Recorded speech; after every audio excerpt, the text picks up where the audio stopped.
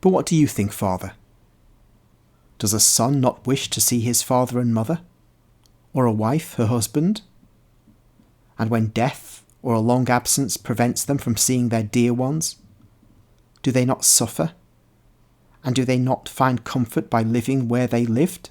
And if they have to leave that place, do they not suffer twice as much, as they lose also the place where their love was reciprocated by the absent relative? Can those who suffer thus be reproached? No. And what about me? Is Jesus not my father and spouse? Dearer, much dearer than the dearest father and spouse. And that he is such to me, you can judge by how I behaved at my mother's death. I suffered, you know. I still weep, because I loved her, notwithstanding her character. But you know how I got over that difficult hour. Jesus was there, and he was dearer to me than my mother. Shall I tell you something? I suffered, and I'm suffering more now because of my mother's death, which took place 8 months ago, than I suffered then.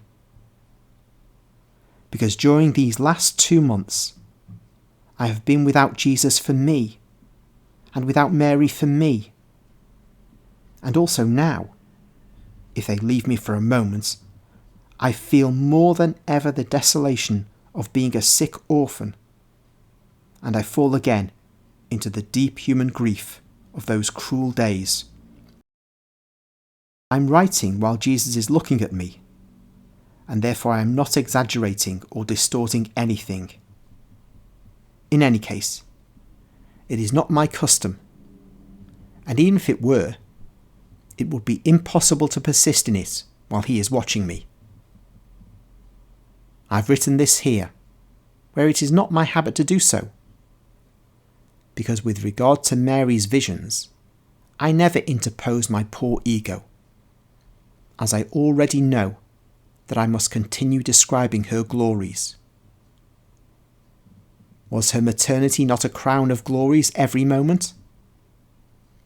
I am very ill, and it is burdensome for me to write. And afterwards, I feel extremely weak.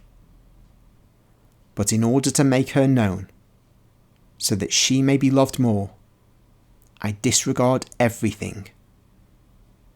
Are my shoulders aching? Is my heart giving in? Am I suffering from a racking headache?